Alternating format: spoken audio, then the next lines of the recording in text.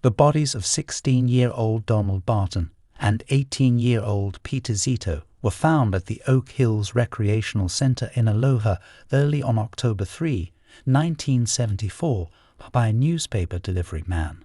The quiet neighborhood's residents were shaken and perplexed, finding it difficult to comprehend the act of violence that had taken place on their streets. The senseless crime sent shockwaves across the city, and for years detectives could not figure out who could have committed this, who could have murdered these adolescent boys without cause. What might be the cause of this horrific murder? We are going to talk about a case today that went unsolved for 48 long years before justice was eventually served in 2022. Our current story takes place in Aloha, an unincorporated community in Oregon that is tucked between Beaverton and Hillsborough. Aloha provides all the amenities of a thriving city, such as a post office, library, and schools, despite not being incorporated. The elite Reserve Vineyards and Golf Club, renowned for its magnificent views and first-rate amenities, is the place where golfers can start their game. Beer enthusiasts can visit the 649 tap house and bottle shop in the interim to sample new beers from their assortment of 20 taps featuring craft beer in kombucha. Rainy Day Games provides a variety of children's games, strategy games, and disc golf products. But in 1974, a senseless act of violence occurred in this sleepy community. In 1959, Donald Barton was born in the Oregon unincorporated community of Aloha. Irene Barton was the name of his mother. He used to live with his family and attended Aloha High School. Barton played hockey for his high school team and was an excellent player. Barton also had a part-time job at the popular Black Angus restaurant and worked nights at a recreation center. Born in 1957 in Aloha, Peter Zito attended Aloha High School. Zito used to play ice hockey whenever he had free time because he was also interested in the sport. Zito and Barton used to work at the recreational center at night. Although not much is known about his past, his personal life is revealed in an interview with Barbara Zito, his older sister. The people who knew him best said that he once treasured life's small pleasures. Zito was a kind little boy who loved his 1956 Oldsmobile and his 4 cats very much. Despite having left Aloha High School and started working as a dishwasher, he continued to hope to finish his diploma at Portland Community College. It serves as a reminder that, despite tragedies, there are tales of common people with aspirations and passions that should not be forgotten. 2 boys, Donald Barton, then 16, and Peter Zito Jr., then 18, were working on Zito's 1956 Oldsmobile car at 2 in the morning in the Oak Hills Recreation Center parking lot on a quiet October 3, 1974 evening. They were unaware that it would be their final night alive. While they were fiddling with the car's engine, an unidentified attacker came up to them and shot both of them, killing them instantly. The families and loved ones of these teenagers experienced a nightmare on what should have been a typical night. The following morning, an Oregonian newspaper delivery driver stumbled upon the crime scene and discovered the horror. It seemed as though time had stopped as the 2 boys' bodies lay lifeless. They had lost their youth, their dreams, and their future to the senseless violence. After seeing what he had seen at the crime scene, the newspaper delivery man called the police, trembling. Investigators and forensic specialists arrived in a matter of minutes, sirens blaring. The investigators were shocked and incredulous at the horrific scene. However, they did not waste any time in beginning the meticulous examination of the crime scene. Upon closer examination, it became evident that Donald Barton was repairing the 1956 Oldsmobile in the parking lot under the car's hood when he was brutally shot in the back of the head.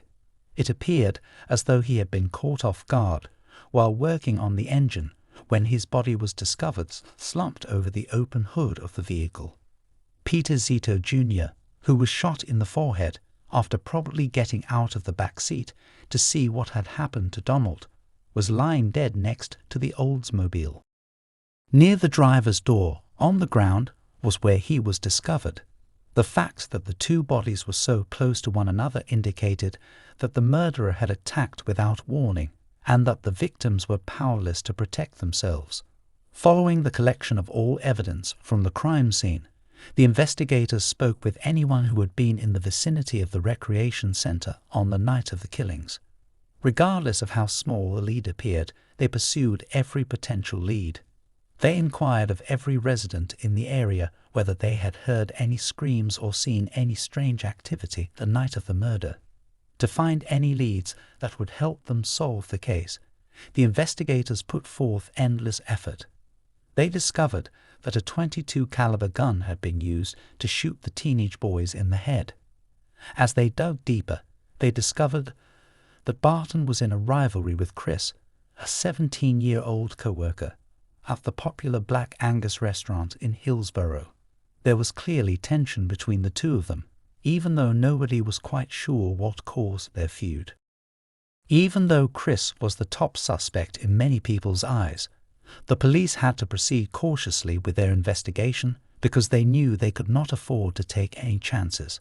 Lacking hard proof, the investigators chose to look into another suspect even though they believed Chris had a motive for the murder. A man came forward during the Oak Hill murder investigation to report that he had seen Joseph Emil Wilson being attacked at the recreation center the night of the murders. Wilson may have shot Zito and Barton in reprisal for the assault if he thought the boys were someone else, according to investigators. When Joseph Emil Wilson, an 18-year-old student at Aloha High School, was detained and accused of killing Donald Barton and Peter Zito Jr. brutally, the Oak Hills double murder case took an upturn. When detectives dug deeper into the case, they discovered a cache of weapons and knives at Wilson's residence. During a search of his home, more than 100 knives and a variety of guns were discovered. A loaded .38 caliber gun that was concealed beneath Wilson's pillow was one of the weapons. Wilson revealed that the weapons belonged to his late father when investigators questioned him about them.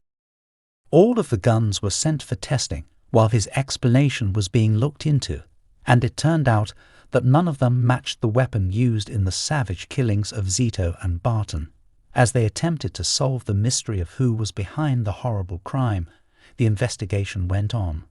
Wilson angrily denied having anything to do with the crime, but the investigators were not ready to let him go, so they carried on with their investigation. The deeper the investigators dug into the case, the more they started to doubt Wilson's guilt. Wilson's defense team made a strong case throughout the trial that he was not to blame for Barton and Zito Jr.'s deaths. Wilson was not directly linked to the crime, and the prosecution's case was based primarily on circumstantial evidence. Wilson was eventually freed in spite of the uncertainties and unanswered questions. Many residents of the neighborhood began to feel uneasy, wondering if the murderer was still out there, prowling around among them. Because Chris was under 18, investigators did not question him, despite their initial suspicions stemming from his conflict with Barton at their place of employment, the busy Black Angus restaurant in Hillsborough. They turned their attention to Wilson, another suspect, but when Wilson was declared not guilty, they turned back to Chris. This time, they looked into Chris more thoroughly. Investigators discovered a .22 caliber gun in Chris's car when he was arrested for theft, giving them fresh hope for a breakthrough in the case. Subsequently, the firearm was sent for examination to determine whether it was the same weapon used to kill the two boys. The gun could not be identified from the bullets found at the crime scene, so even with the encouraging lead, the investigation came to a standstill. The victims' families were left without answers and without justice as the months stretched into years and the case went cold. Everyone was left wondering whether the true events of that fateful night would ever come to light because the case remained unsolved.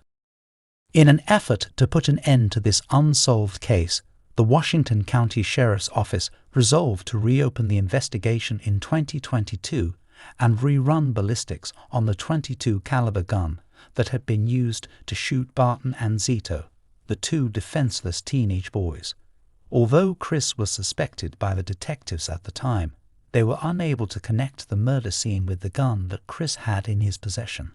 But thanks to developments in forensic science and congruent matching cell technology, it was ultimately established that the same gun was used in both killings and that it matched a 1979 murder that had been committed. Police were taken aback by the owner's identity when they investigated who owned this gun. It was none other than Chris, the teenage boy that the authorities had long since suspected. In order to learn more about Chris's activities in the years after the killings, investigators looked closely where he was at the time. Mark Allen Chris, who was eventually found to be the murderer in the double murder case, was 65 years old and resided in Aloha, a small town 12 miles west of Portland.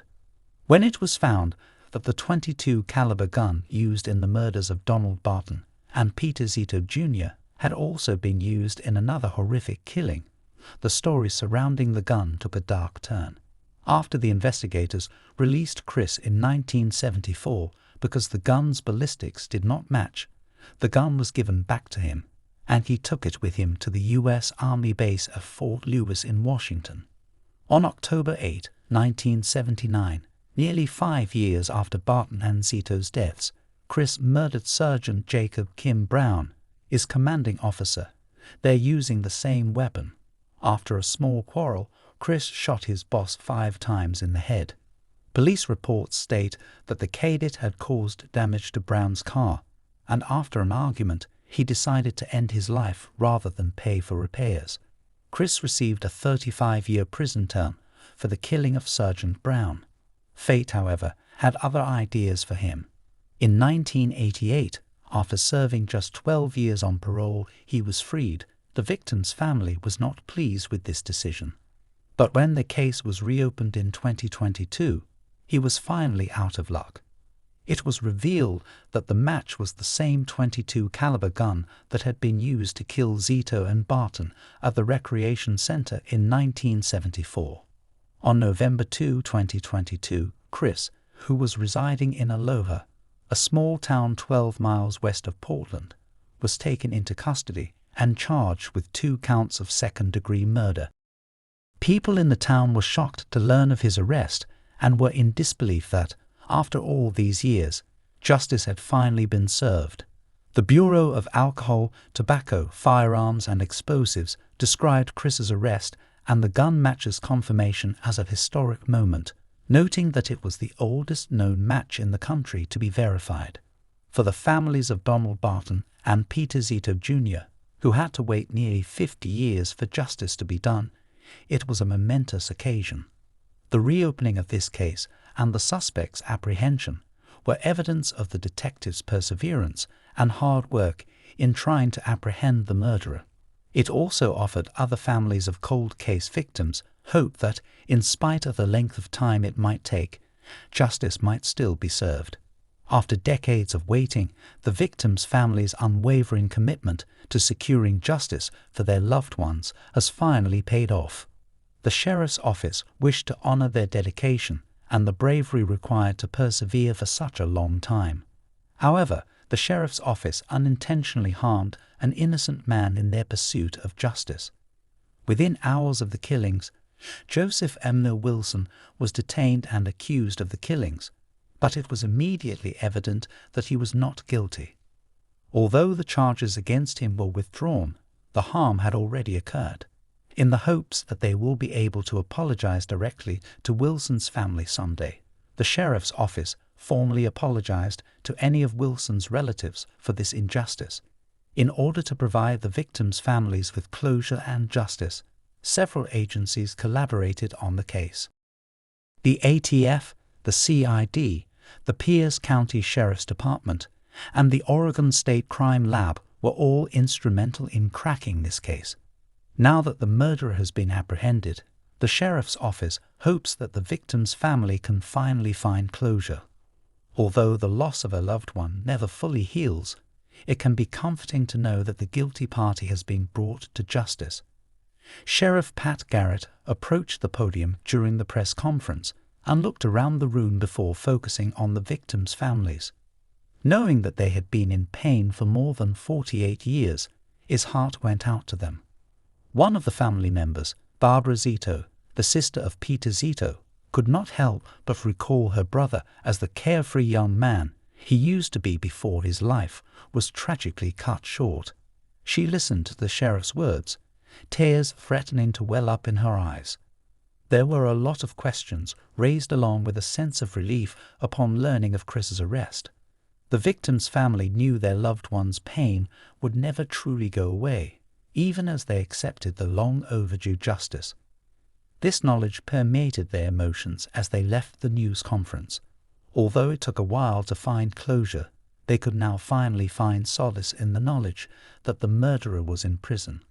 Though it is unsettling to consider that the case involving Donald Barton and Peter Zito went unresolved for more than 48 years, justice was eventually served because of the commitment and tenacity of law enforcement and forensic investigators.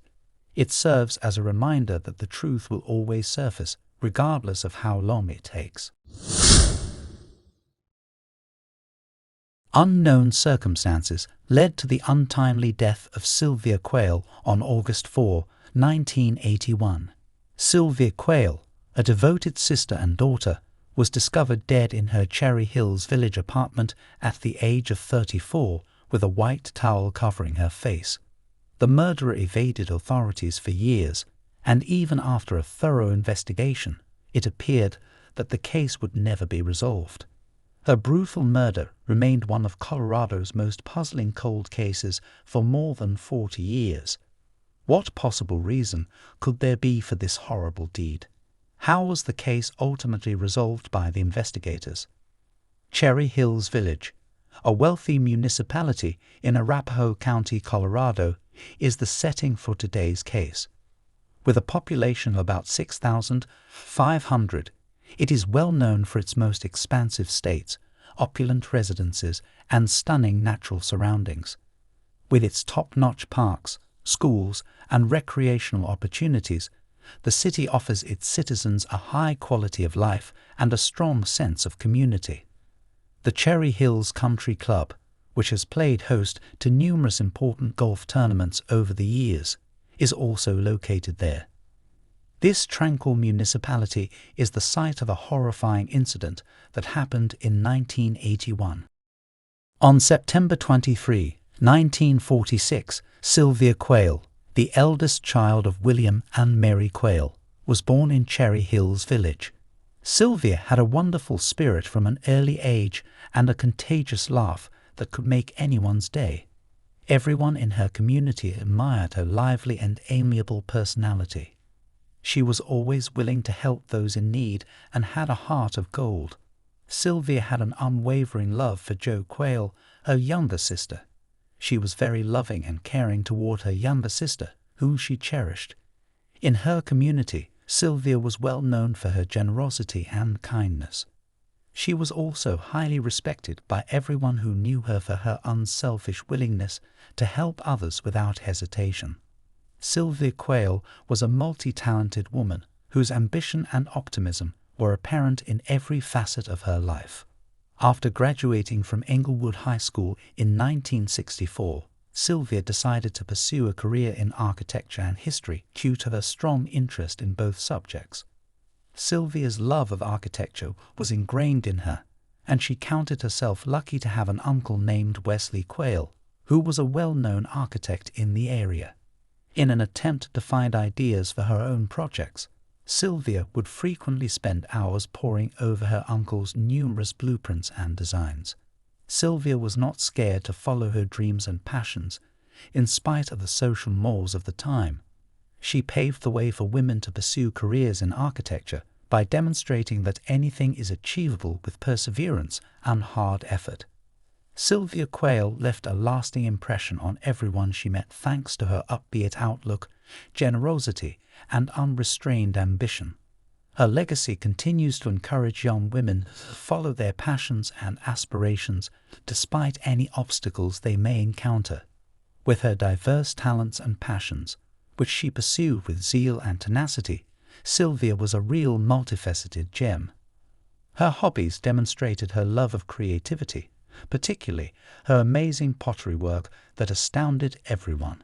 Her distinctive and endearing pottery creations were much loved by her friends and family, and receiving one as a gift was always a delight.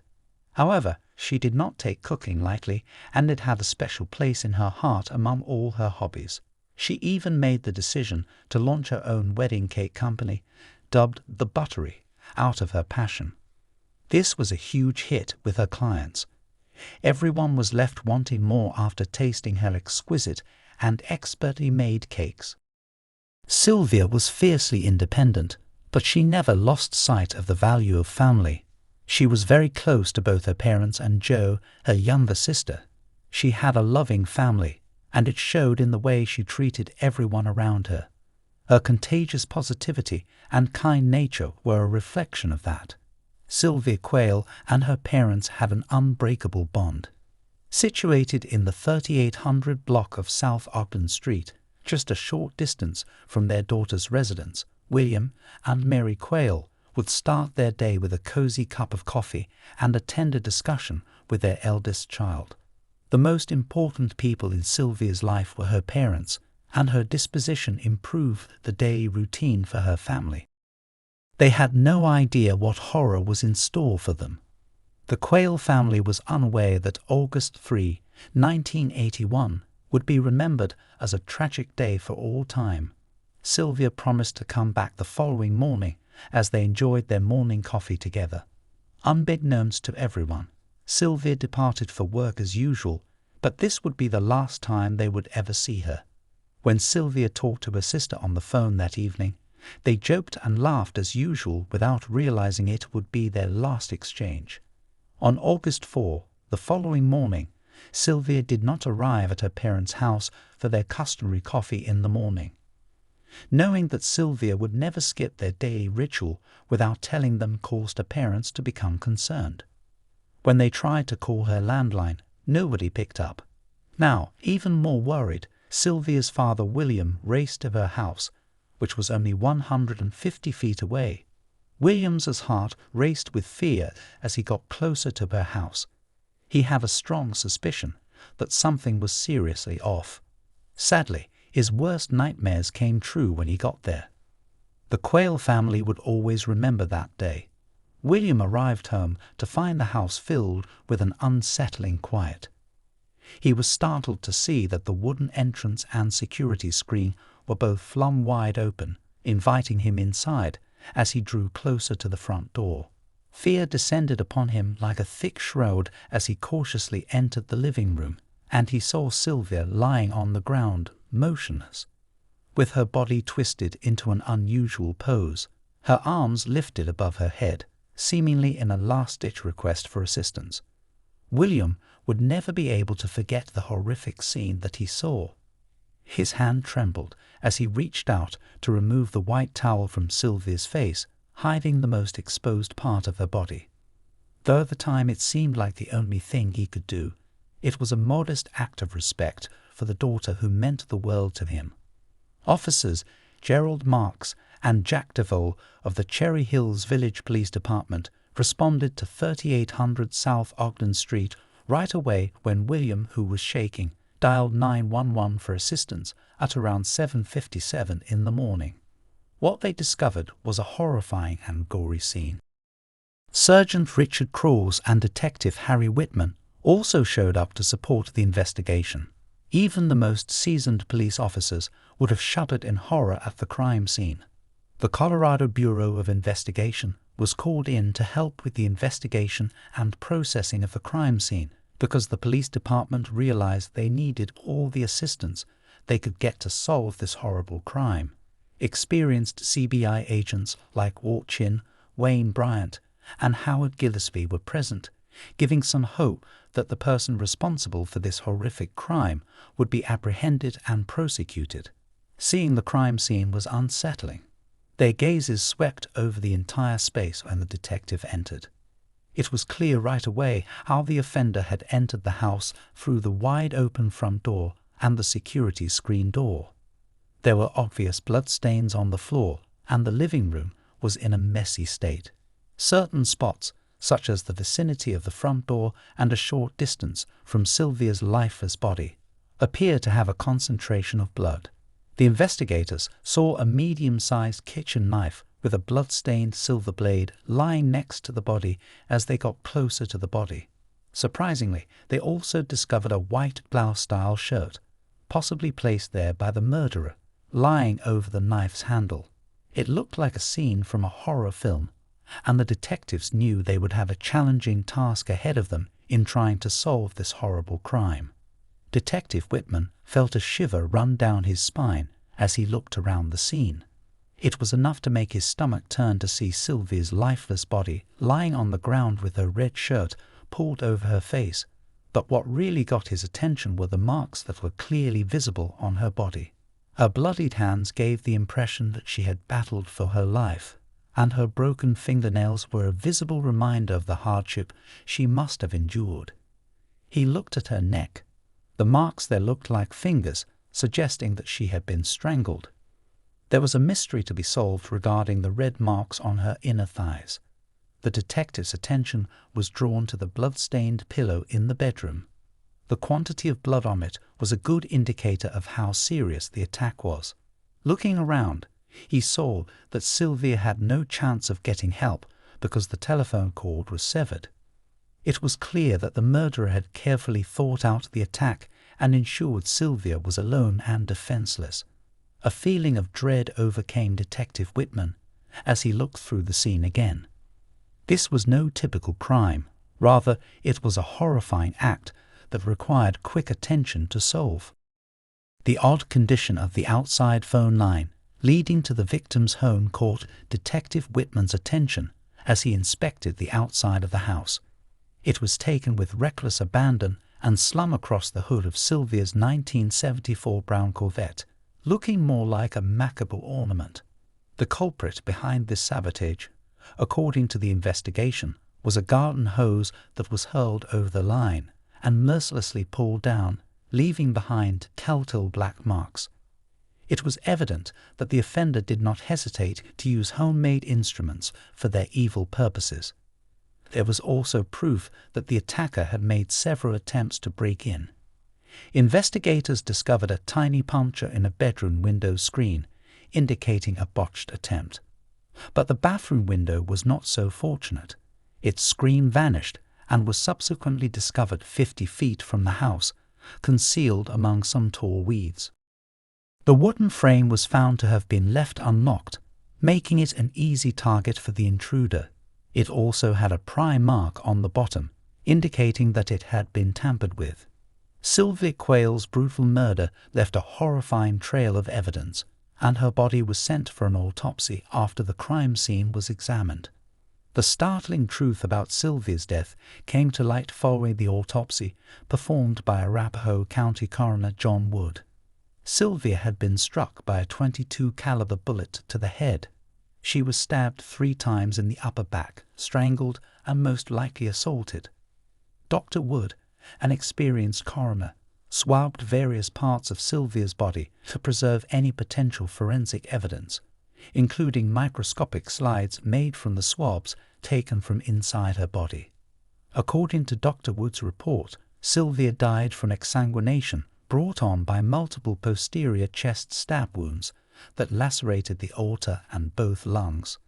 He also found that Sylvia had a gunshot wound to the head and extracted 2 bullet fragments from her brain. The horrific nature of her last moments was revealed in the autopsy report that followed. Her life was taken by a gunshot wound, several stab wounds, strangulation, and possibly an assault. There is no doubt that Sylvia's death was the consequence of an incredibly violent act carried out by an unidentified attacker. Dr. Wood reported that the death was a homicide, so law enforcement will have their hands full trying to find the person responsible and bring them to justice. With a ton of forensic evidence left behind, The case had all the makings of a classic whodunit, giving investigators hope that they would soon find the culprit. However, it became more and more obvious that this was no typical investigation as the days stretched into weeks and then months. Even with their greatest efforts, the local police force was having trouble moving forward. The lack of technology and tangible leads make it difficult to follow even the smallest pieces of evidence. With DNA technology still in its infancy in the early 1980s, the identity of the bodily fluid discovered at the scene remained little more than a mystery. Investigators were left scratching their heads, wondering how they were ever going to break through in this seemingly unsolvable case, without a registered sex offender profile to work from. Detectives meticulously examined the murder scene of Sylvia Quayle and gathered about 140 pieces of evidence. Not until 2 years following the murder was a noteworthy discovery made. A different light source was employed by forensic experts in 1983 to identify any possible foreign objects on the orange area rug that had been gathered from the spot where Sylvia Quayle had died. Subsequent examination revealed the substance to be male DNA. This finding offered investigators a new avenue to pursue in their pursuit of justice, as well as an essential piece of evidence for the investigation. For years, there had been little to no advancement in the murder of Sylvia, with the case languishing in the archives. However, a ray of hope appeared on the horizon for the investigators in 1985 when Otis Elwood Toole, a notorious drifter and serial killer, confessed to her murder. He gave the detective a detailed account of the trees and hedges surrounding her house, giving rise to the prospect that justice would eventually be done.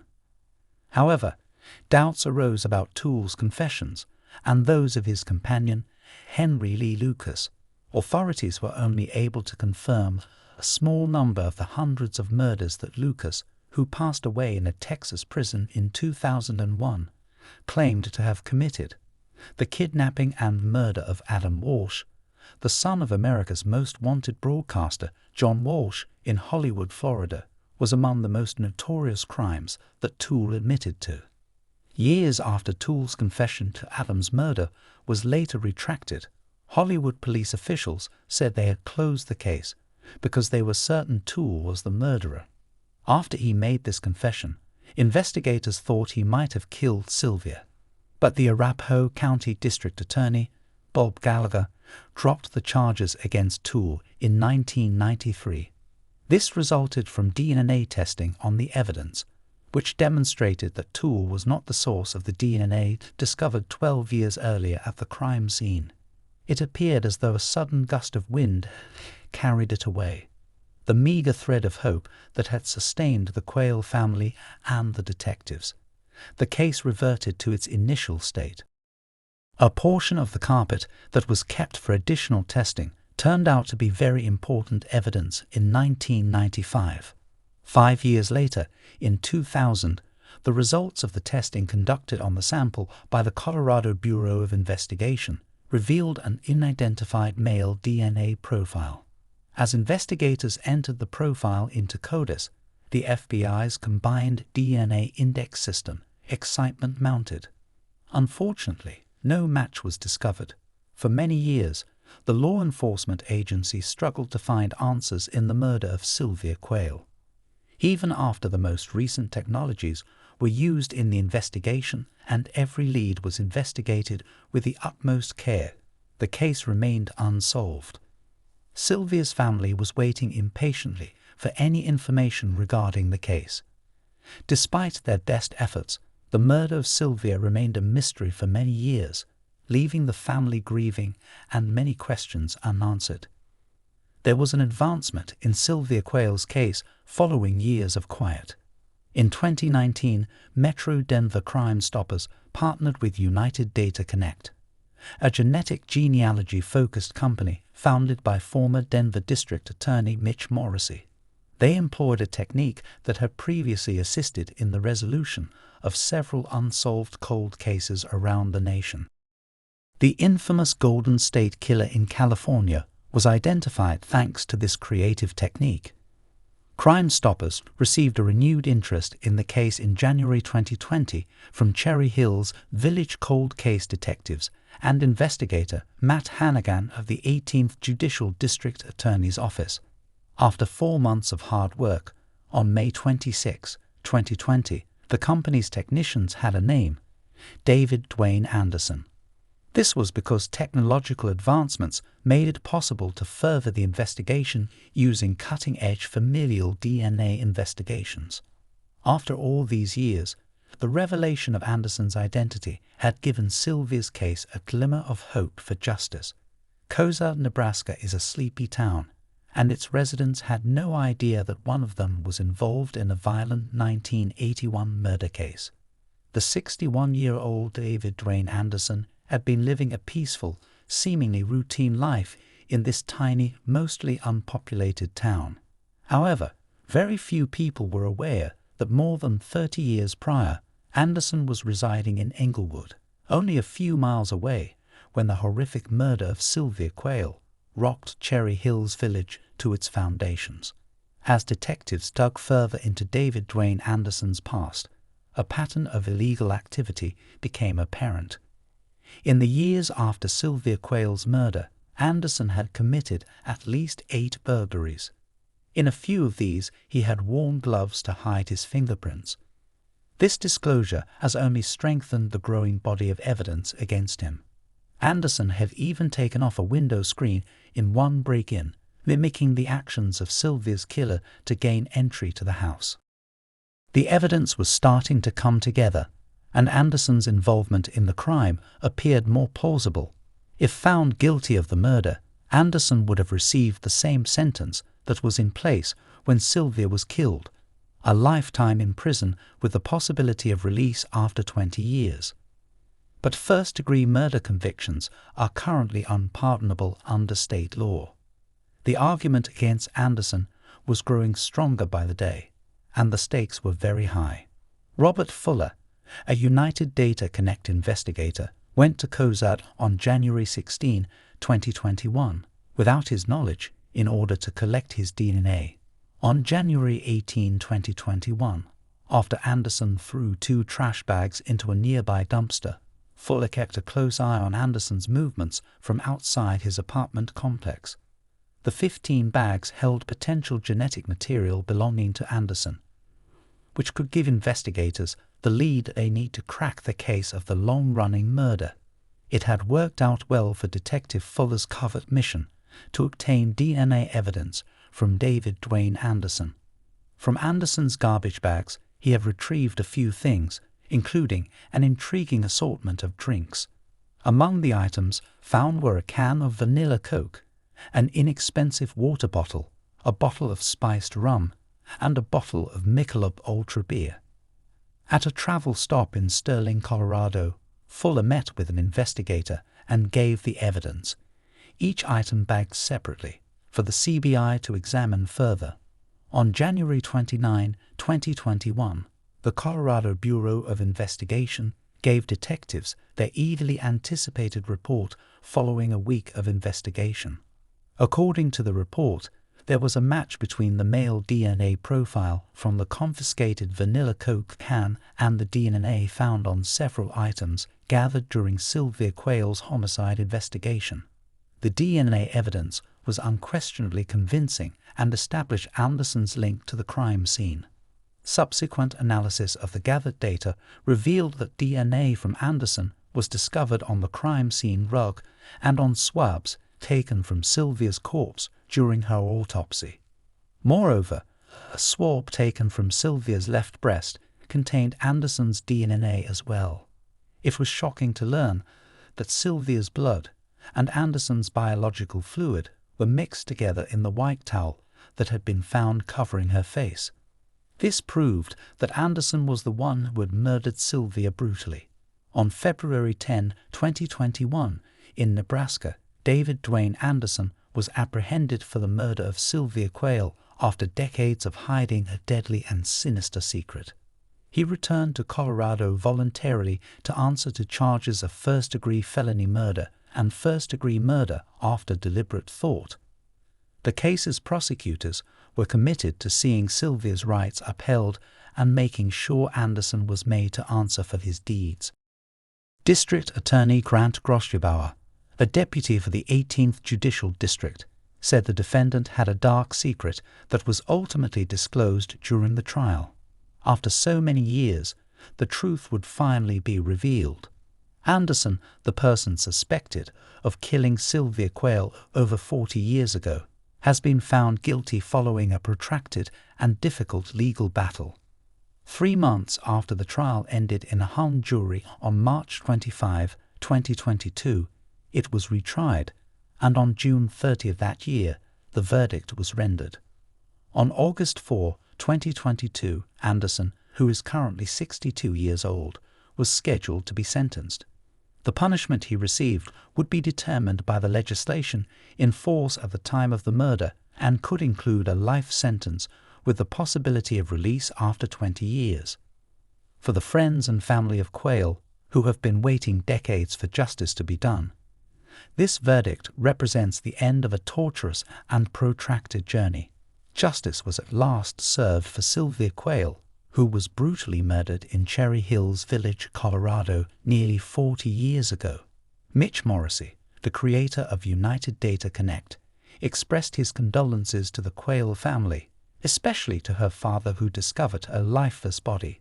As a father of a young woman himself, the unsettling details of the crime left him in shock.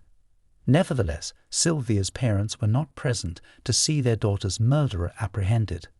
Mary Quayle died 10 years after her husband, William Quayle, in 1999. Their hearts were left with an enormous void that would never be filled after losing their daughter. Sylvia's vibrant personality and her unwavering love for those she held dear were always missed by her family and friends. It had been much anticipated that suspect David Dwayne Anderson would be arrested in Nebraska in February 2021, and the trial that followed was not without its difficulties. The 18th Judicial District prosecutors persevered and eventually won a guilty verdict for Anderson on both counts of first-degree murder after deliberation and felony murder, despite the first trial ending in a hung jury. Grant Groschubauer, the deputy district attorney, discussed the defendant's dark secret, which had been kept a secret for more than 40 years before the trial revealed it. Chris Gallo, the chief deputy district attorney, conveyed his appreciation to the detectives and forensic scientists who toiled diligently on the case, not allowing the passage of time to hinder their pursuit of justice. For Quayle's family, who had been waiting for justice for more than 40 years, the verdict provided some closure.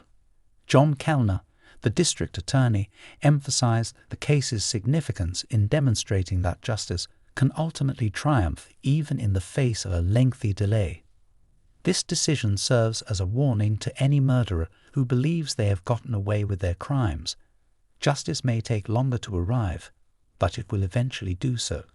Justice has finally been served after more than 40 years, all thanks to the unwavering efforts of law enforcement and forensic specialists who are not willing to give up on this case.